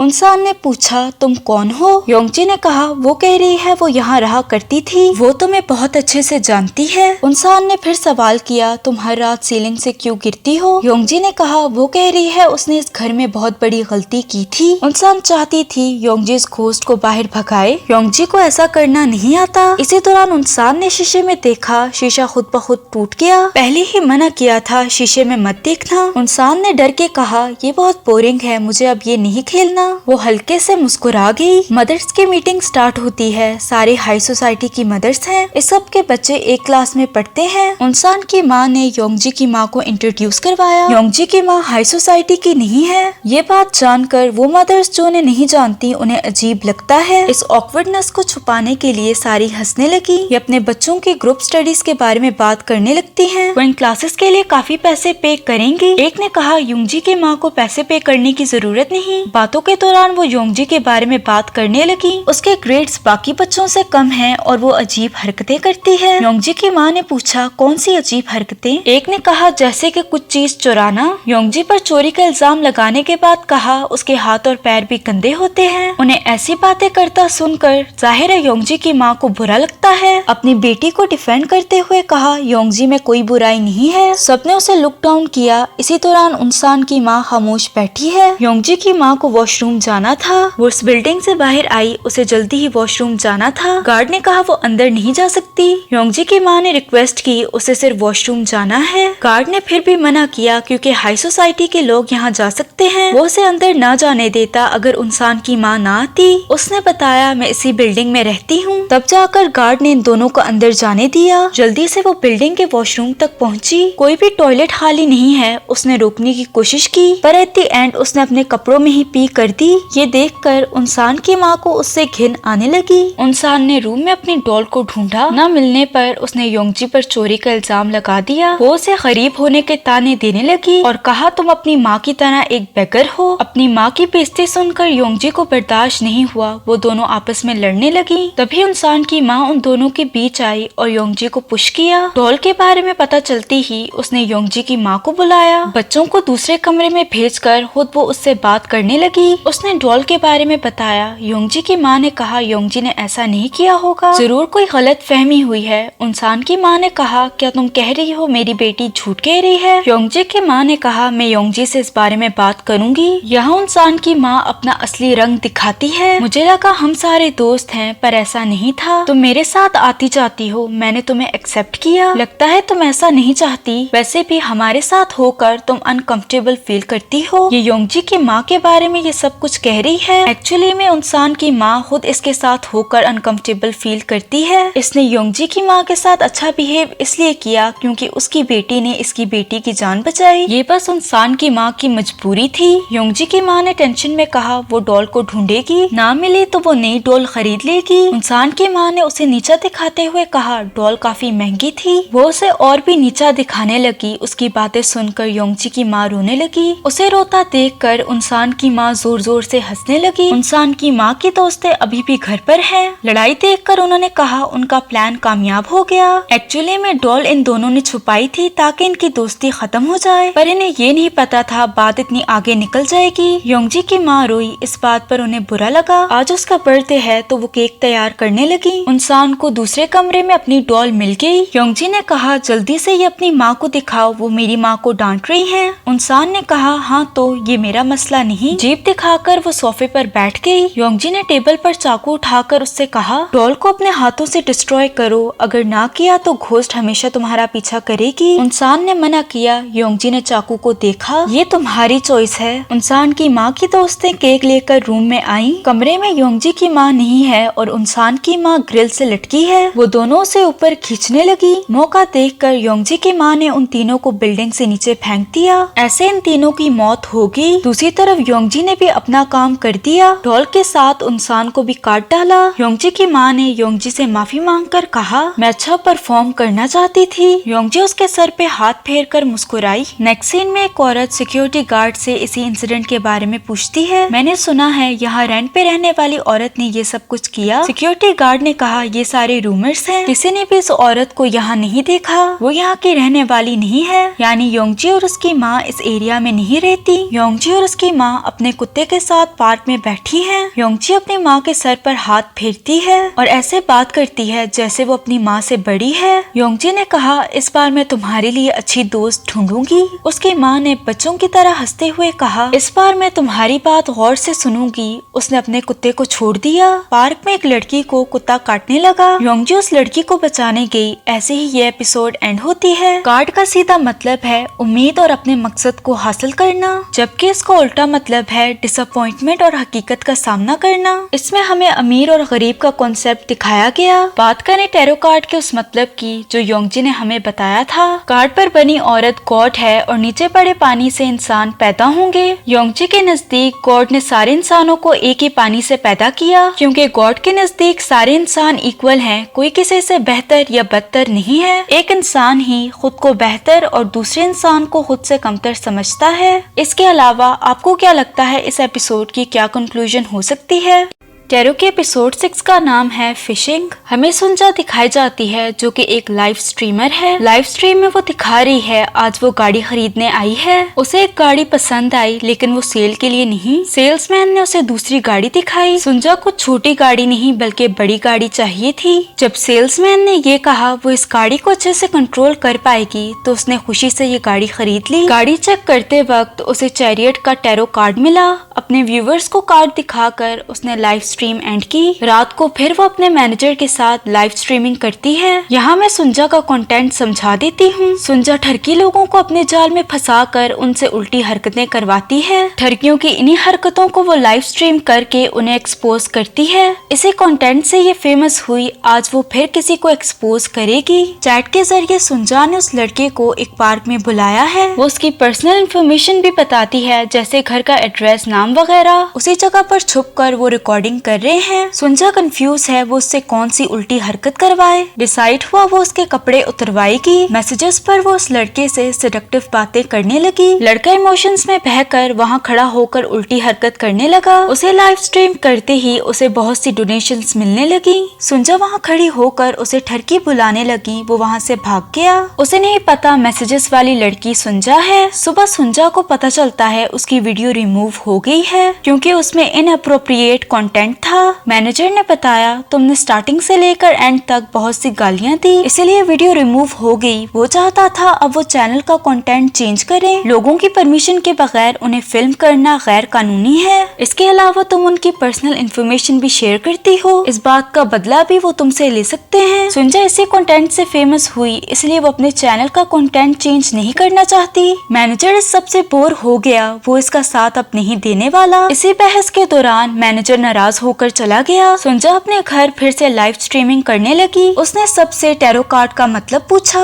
एक व्यूवर ने टैरो कार्ड का मतलब बताया, बहादुरी और हिम्मत से सक्सेस की तरफ भागना। इसके अलावा कार्ड दिखाता है अपने जज्बात को कंट्रोल करना। सुंजा कार्ड का मतलब सुनकर खुश हुई। शो ऑफ करते हुए उसने अपना डिजाइनर बैग सबको दिखाया। तभी सुंजा को अपने नए टारगेट की कॉल आई। सुंजा ने उसे अपने जाल में फंसाने के लिए कहा क्या वो उससे आज रात मिलेगा। उसके साथ रात गुजारने के लिए वो आदमी मान गया। अब वो इस आदमी को एक्सपोज करेगी। वो अकेले होटल के एक कमरे में गई जहाँ वो उस आदमी से मिलेगी। मैनेजर नाराज है इसलिए सुंजा अकेली है। स्ट्रीमिंग करते हुए वो कमरे में एंटर हुई। वहाँ कोई लड़की बाथटब में बैठी थी। वो उसके पास जाने लगी। अचानक एक जगह पाँव आने पर उस डॉल का सर उड़कर उसके पास गिरा। सुंजा जोर जोर से हंसने लगी क्योंकि उसने अपने व्यूवर्स के साथ मजाक किया। लोग उसे और ज्यादा डोनेशंस देने लगे जिसे देखकर वो काफी खुश थी। ये कमरा उसी ने ही बुक करवा कर इस तरह सेटअप करवाया है। कमरे में हिडन सीसीटीवी कैमरास भी हैं। इन्हीं कैमरास की मदद से कमरे से बाहर होने के बावजूद वो यहाँ की लाइव स्ट्रीमिंग कर पाएगी। वो उस आदमी को यहाँ पर बुलाकर एक्सपोज करेगी। वो इसका इंतजार करती है। फाइनली वो आदमी आ गया। उसके लुक्स की बेइज्जती करने के बाद वो चुपके से उसका पीछा करती है। वो आदमी उससे मिलने के लिए काफी एक्साइटेड था।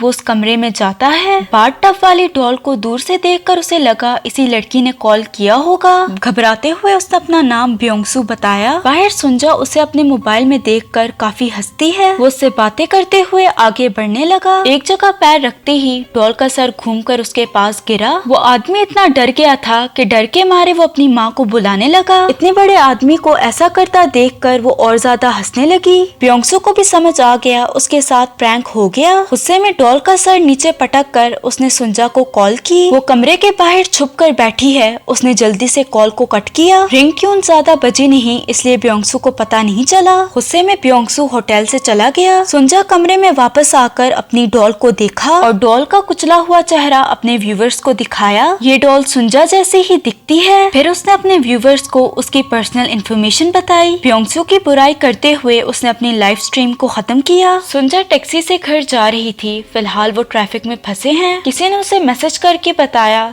जिस लड़के को उसने अभी एक्सपोज किया वो वो खुद भी लाइव स्ट्रीमर है। ब्योंगसू अपने चैनल पर लाइव स्ट्रीमिंग करते हुए सुंजा के बारे में बताता है। सुंजा को लगा उसने मुझे पकड़ लिया। फिलहाल किसी टैक्सी में वो ट्रैफिक जैम में फंसी होगी। गाड़ी उसने खरीद ली लेकिन चलाने के लिए ड्राइविंग लाइसेंस उसके पास नहीं। किसी ने पूछा वो सुंजा को कैसे जानता है। ब्योंगसू ने बताया मैं 1 साल पहले इसका फैन हुआ करता था। अब वो उसका फैन नहीं क्योंकि जो मजाक सुंजा ने किया वो उसे पसंद नहीं आया। वो उस बिल्डिंग के बाहर खड़ा है जहाँ सुंजा रहती है। वो ट्रैफिक में फंसी है तो वो उसका घर एक्सप्लोर करेगा। हमेशा डिजाइनर बैग दिखाकर शो ऑफ करती है। अब हम अंदर जाकर खुद देखेंगे। सुंजा ने घबराकर ड्राइवर से कहा क्या वो जल्दी से उसे घर पहुंचा सकता है। ड्राइवर ने बताया ट्रैफिक जैम काफी लंबा है, इसमें 1 घंटे से ज्यादा लग सकता है। सुंजा परेशान है। उसने ड्राइवर को कहा गाड़ी को फिर साइड पर लगा दो। ड्राइवर ने सीधा मना किया क्योंकि ऐसा करने पर उसे फाइन भरना पड़ेगा। सुंजा ने लाइव स्ट्रीम पर देखा वो उसके घर की तरफ बढ़ रहा था। ब्योंगसू के एक व्यूवर ने मैसेज किया ऐसे किसी के घर में घुसना गैर कानूनी है। ब्योंगसू ने कहा सुंजा ने मेरे पैसे देने थे, मैं वही वापस लेने आया हूँ। वो उसके घर के दरवाजे के सामने खड़ा है। सुंजा ने जल्दी से पुलिस को कॉल करके बताया। टैक्सी का किराया दिए बगैर वो वैसे ही घर की तरफ भागी। वो जल्दी से घर पहुंची। उसके साथ पुलिस भी थी। सुंजा और पुलिस वालों ने घर की तलाशी ली, कोई भी घर में नहीं। पुलिस ने कहा अगर रिपोर्ट झूठी निकली तो दोबारा उसके बुलाने पर भी वो नहीं आने वाले। अपने घर का पासवर्ड चेंज करके किसी को मत बताना। सुंजा ने कहा मैंने झूठ नहीं बोला। पुलिस के जाने के बाद सुंजा लाइव स्ट्रीमिंग करने लगी। उसने बताया कैसे एक आदमी ने आज उससे झूठ बोलकर उसे डरा दिया। मैंने उस इडियट को नहीं कहा कि वो मेरा फैन बने। सुंजा फिर से उसके लुक्स की बुराई करने लगी। ब्योंगसू अपने चैनल पर फिर से लाइव स्ट्रीमिंग करने लगा। सुंजा ने देखा ब्योंगसू के सब्सक्राइबर्स भी बहुत कम है। ब्योंगसू अपने मुंह पर हाथ रखकर हंसने लगा। ऐसा लग रहा था जैसे वो कहीं छुपा है। सुंजा को लगा ब्योंगसू पागल है। एक दफा ये मेरे हाथ आ गया तो मैं इसे नहीं छोड़ने वाली। सुंजा को अपनी आवाज डबल सुनाई देने लगी। उसे लगा शायद उसका माइक्रोफोन खराब हो गया। जल्द ही वो समझ गई दूसरी आवाज उसे ब्योंगसू की स्ट्रीम से आ रही थी। उसने ब्योंगसू की स्ट्रीम में देखा वो उसकी तरफ आ रहा है। वो उसके घर में ही छुपा था। उसने सुंजा के मुंह पर हाथ रखा। मैनेजर को सुंजा का मैसेज आया तुम कहाँ पर हो, आज मेरे साथ बहुत बुरा हुआ, जल्दी आओ और मेरी मदद करो। मैनेजर जल्दी से उसके घर पहुंचा। वो बातें करते हुए सुंजा की तरफ बढ़ने लगा। वो अपनी चेयर पर बैठी थी। मैनेजर का पाँव जमीन पे रखे एक स्प्रिंग पर आया। सुंजा का सर धड़ से अलग होकर उसके सामने गिरा। इस बार ये डॉल नहीं असली सुंजा है। सुंजा बिल्कुल अपने कमरे में रखे हुए एक मैनिक्विन जैसी लग रही थी। मैनेजर डर के मारे बार बार अपनी माँ को बुलाने लगा। ये सब ब्योंगसू की लाइव स्ट्रीम में दिखाया जा रहा है। ब्योंगसू को बहुत हंसी आई। इतना बड़ा आदमी डर के मारे अपनी माँ को बुला रहा है। हैरत की बात यह है लोगों को उसकी स्ट्रीम पसंद आ रही थी। ब्योंगसू ने अपनी स्ट्रीम को वैसे एंड किया जैसे सुंजा करती थी। कार्ड का उल्टा मतलब है छुटकारा पाना और फ्रस्ट्रेशन। ये दोनों बातें ब्योंगसू से मिलती हैं। उसने अपनी फ्रस्ट्रेशन सुंजा पर निकाल कर उससे छुटकारा पाया। उल्टे कार्ड का एक और मतलब है लैक ऑफ कंट्रोल, जो सुंजा से मिलता है क्योंकि उसका अपनी लाइफ पर कंट्रोल नहीं था। इसीलिए उसे वो कार पसंद आई जिसे वो अच्छे से कंट्रोल कर पाए। सुंजा खुद को बहादुर समझ रही थी और उसे लग रहा था वो सक्सेस की तरफ जा रही है, पर ऐसा था नहीं। उसे लगा हर कोई उसके प्रैंक्स बर्दाश्त कर लेगा। वो ये भूल गई हर इंसान का टॉलरेंस लेवल अलग है। कोई इंसान बर्दाश्त कर लेता है और कोई इंसान नहीं करता। यही बात मैनेजर ने भी उसे समझाई थी। वो कंटेंट चेंज करे वरना कोई ना कोई उससे बदला लेगा, और हमने देखा ऐसा ही हुआ। एपिसोड के स्टार्ट में हम जेयो को क्लब में देखते हैं। क्लब का नाम है टेरो। जे के दोस्त को लगा शायद वो किसी को पसंद करता है। जे ने कहा ऐसा कुछ नहीं, वो क्लब से जाने वाला था। तभी लॉकर खुद बहुत खुल गया जिसमें टेरो कार्ड है। इससे हमें ये पता चला किसी भी प्रोटैगनिस्ट को कार्ड ऐसे ही नहीं मिलता, बल्कि कार्ड खुद उन्हें चुनता है। जे ने कार्ड उठाया, उसे मिला द लवर्स का कार्ड जिसका मतलब है लव एंड हैप्पीनेस। जे नींद से जागा। बाथटब में एक लड़की बैठी थी। ये बिल्कुल वैसे बैठी है जैसे फिशिंग के एपिसोड में हम लोगों ने उस डॉल को देखा था। बाथटब क्या पूरा कमरा ही वो है जहाँ सुंजा ने ब्योंगसू के साथ प्रैंक किया था। ये वो लड़की है जिसे शायद जे पसंद करता है। जे इस रिलेशनशिप में सीरियस होना चाहता था, जबकि लड़की ऐसा नहीं चाहती। वो उससे मोहब्बत नहीं करती। जे अच्छा दिखता है इसलिए वो उसके साथ फिजिकल रिलेशनशिप में है। सीरियस होने का इसका इरादा नहीं, उसका पहले से एक बॉयफ्रेंड है। जे को सीरियस देखकर लड़की उस पर हंसने लगी। उसे नहीं पता था वो शरीफ इंसान होगा। लड़की ने कहा दोबारा मोहब्बत के बारे बारे में बात मत करना।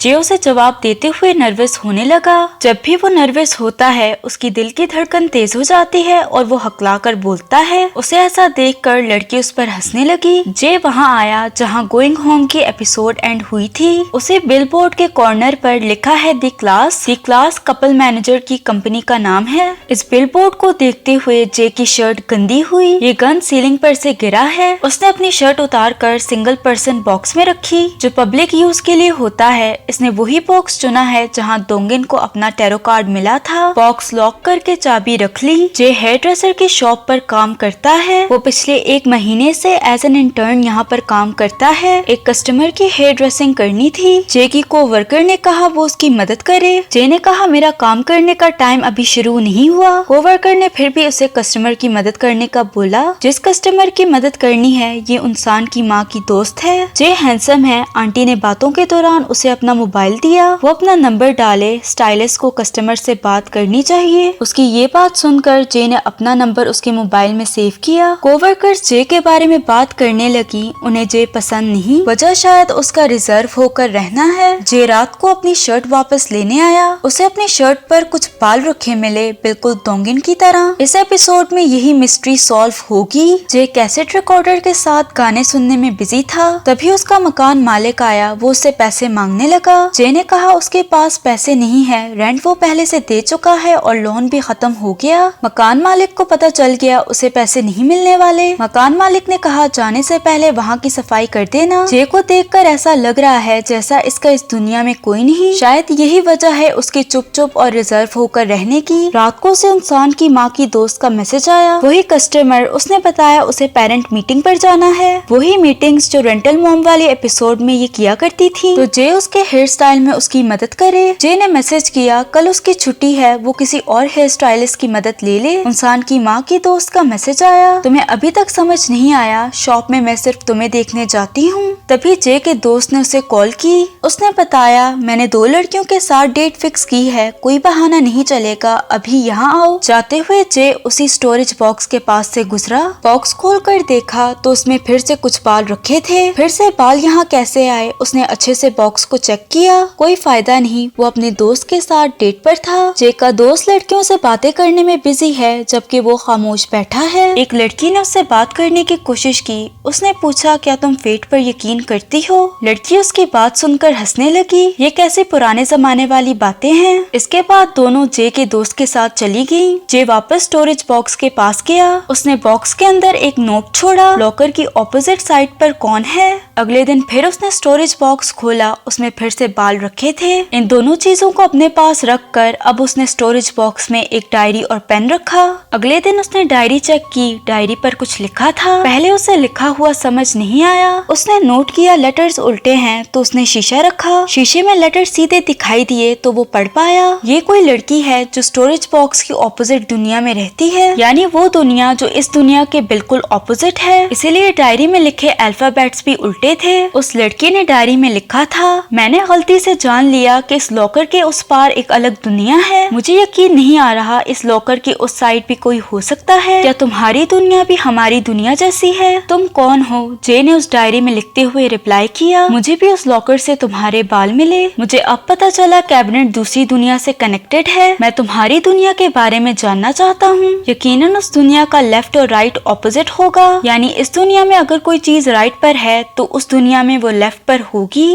बिल्कुल शीशे की तरह। यूनिवर्स में बहुत से प्लैनेट्स हैं। स्टोरेज बॉक्स ऐसे ही किसी दुनिया के साथ कनेक्टेड होगा। लड़की का रिप्लाई आया मुझे माफ करना मेरे बालों ने तुम्हें डरा दिया। जे ने उसे बताया वो कहाँ काम करता है। जे ने फिर से उसकी दुनिया के बारे में पूछा। लड़की ने फिर से डायरी पे रिप्लाई दिया। फिर से शीशा रखकर उसने पढ़ा। लड़की ने बताया यहाँ वर्ल्ड कप 2002 में हुआ। कोरिया का कैपिटल सोल है। 2019 के एंड में एक पेंडेमिक आया। इन सारी बातों से हमें पता चला उस दुनिया में भी सेम इवेंट्स हुए। हर चीज सेम है बस लेफ्ट और राइट डिफरेंट है। लड़की ने बताया जिस हेयर ड्रेसिंग की शॉप में वो काम करता है वो इस दुनिया में भी है पर लोग बिल्कुल डिफरेंट हैं। जे ने कहा क्या स्टोरेज बॉक्स के बिल्कुल सामने कपल मैनेजर का बिलबोर्ड लगा है? अगले दिन जे ने फिर से डायरी निकाली। लड़की ने कहा क्या वो उसकी आवाज सुन सकती है? जे कैसेट रिकॉर्डर में अपना मैसेज रिकॉर्ड करने लगा। नर्वसनेस की वजह से वो हकला कर बोलने लगा। हकलाए बगैर उसने बार बार रिकॉर्डिंग करने की कोशिश की।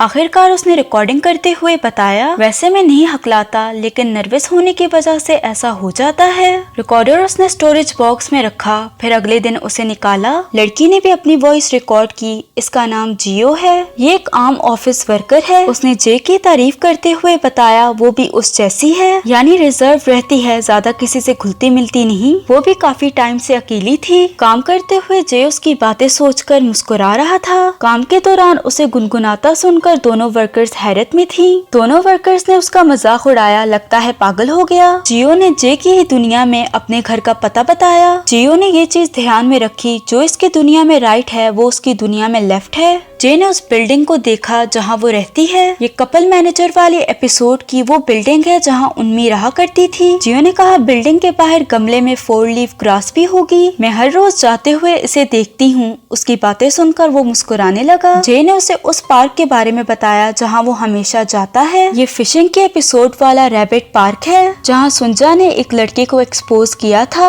जे ने ये भी बताया इस दुनिया में वो बिल्कुल अकेला है, उसका ख्याल रखने वाला कोई नहीं। टेप रिकॉर्डर लॉकर में रख के वो कल दोबारा उसे लेने आया। जियो ने कोई भी मैसेज रिकॉर्ड नहीं किया। कुछ दिन गुजरने के बाद भी उसका रिप्लाई नहीं आया। जे ने उससे पूछा क्या मुझसे कोई गलती हुई है। फिर से रिकॉर्डर को लॉकर में रख दिया। काम के दौरान भी वो टेंशन में था। जे के को वर्कर्स ने उस पर प्रैंक किया। डॉल का कटा हुआ सर उसके लॉकर में रख दिया। डर के मारे जे की हार्ट बीट तेज होने लगी। जे की ऐसी हालत देखकर उसके को वर्कर्स डर गयी। शॉप पर फिर से इंसान की माँ की दोस्त आई। उसने जे से पूछा जब भी मैं तुम्हें मैसेज करती हूँ तुम मुझे सही से जवाब नहीं देते, क्या तुम मुझे इग्नोर करने की कोशिश कर रहे हो। जे ने घबराते हुए बताया कस्टमर से प्राइवेटली बात करना कंपनी अलाउ नहीं करती, इससे उसकी जॉब भी जा सकती है। खैर जे उसके बाल काटने लगा। इसी सब में उसका कान जख्मी हो गया। इस इंसिडेंट के बाद जे को उसकी जॉब से निकाल दिया गया। इस सब के बाद वो जियो को और ज्यादा मिस करने लगा। फाइनली जियो का रिप्लाई आया, वो उसे बहुत ज्यादा मिस कर रही है। उसने बात करनी इसलिए छोड़ दी थी क्योंकि उसे पता है शायद वो कभी ना मिल पाए। दोनों एक दूसरे से मिलना चाहते थे। जियो ने बताया किस तरह वो उसकी दुनिया में आ सकता है। रात के एग्जैक्ट 12 बजे दोनों अपना स्टोरेज बॉक्स खोलेंगे। ऐसे दूसरी दुनिया में जाने का दरवाजा खुल जाएगा। अगर उसने ये टाइम मिस किया तो वो दरवाजा फिर से बंद हो जाएगा। रात को 12 बजने से पहले जे वहाँ पहुँच गया। एग्जैक्ट 12 बजे वो स्टोरेज बॉक्स खोलकर अंदर घुस गया और दूसरी दुनिया के स्टोरेज बॉक्स से बाहर निकला। जैसा जियो ने बताया था हर चीज उल्टी है। सामने लगे बिलबोर्ड की हैंडराइटिंग उल्टी है। नोट करने वाली बात यह है जे की दुनिया में वहाँ बहुत से स्टोरेज बॉक्सेस थे। इस दुनिया में एक ही स्टोरेज बॉक्स है। जियो ने कहा था वो उसका इंतजार करेगी। वो जियो को ढूंढने लगा। जे उस कॉरिडोर के एग्जिट से बाहर निकलता, दूसरे एग्जिट से वापस वहीं पर आ जाता। उसने बहुत दफा ट्राई किया पर हर बार यही हुआ। वो एक तरह से इसी जगह पर फंस गया है। जे ने स्टोरेज बॉक्स खोला, तब उसे जियो दिखाई दी। वो उसकी दुनिया में है। वो जे को देखकर मुस्कुराई और फिर जल्दी से दरवाजा बंद कर दिया। जे की साइड का स्टोरेज बॉक्स नॉर्मल हो गया। जे तो बस उससे मदद मांगता रह गया। अब इसे पता चलेगा असली अकेलापन क्या होता है। इसके अलावा यहाँ पर कोई नहीं क्योंकि ये सिंगल पर्सन स्टोरेज है। जियो ने उसे अपनी जगह स्टोर कर दिया। जियो बहुत ज्यादा खुश है। वो इस दुनिया में वापस आ गई। जियो भी इसी दुनिया की थी। एक दिन वो गलती से इस लॉकर में चली गई। शायद इसको भी किसी ने इस दुनिया में फंसाया होगा। उसने वहाँ से बाहर निकलने की कोशिश की पर जे की तरह वो हर बार उसी जगह पर पहुँच आई। यहाँ पर मोबाइल के सिग्नल्स भी नहीं थे। हर रोज अपने कुछ बाल तोड़कर स्टोरेज बॉक्स में रखती ताकि कोई उसे नोट करे। ऐसा करते हुए उसे तकरीबन 1 साल हो गया। वो अपने खून से दिनों को गिनती रही। फाइनली जे ने उसे नोट किया और अब जाकर वो आजाद हुई। उसने जे के लिए आखिरी मैसेज छोड़ा, तुमने सही कहा, हर कोई इस दुनिया में अकेला है। वैसे ये स्टोरेज बॉक्स की उस तरफ वाली दुनिया के बारे में बात कर रही है। अकेला होना ही इस दुनिया का रूल है। हर चीज बेहतर हो जाएगी। ऐसा इंसान ढूंढो जो तुम्हारे लिए सैक्रिफाइस कर पाए। इन अदर वर्ड्स, अगर जे को यहाँ से निकलना है तो उसे अपनी जगह पर किसी और को स्टोर करना होगा। जियो खुशी से झूमते हुए वहाँ से निकल गई। इस कार्ड का उल्टा मतलब है धोखा और जेलसी। जियो ने जे को धोखा दिया और साथ में वो उससे जेलस भी थी क्योंकि जे उस दुनिया में है जहाँ जियो वापस जाना चाहती है। इस एपिसोड में हमें बहुत बड़ा सबक सिखाया गया। किसी इंसान की अच्छी बातों में आकर उस पर यकीन मत करो, स्पेशली उस इंसान पर जिससे आप कभी नहीं मिले। वो अपने फायदे के लिए आपको फंसा कर निकल जाएगा और आप पछताते रहोगे। ऐसा रियल लाइफ में भी देखने को मिलता है। सोशल मीडिया की ही एग्जांपल ले लो। चंद बातें करके उनकी पूरी इंटेंशन जाहिर नहीं होती। जब भी किसी अननोन आदमी से बात करें तो हमेशा सतर्क होकर अपने जज्बात को काबू में रखकर अपने कदम पीछे हटा लें। इसी के साथ ये सीरीज एंड होती है। अगर आपको वीडियो पसंद आई तो लाइक, शेयर और सब्सक्राइब करते जाना। मिलते हैं अगली वीडियो में।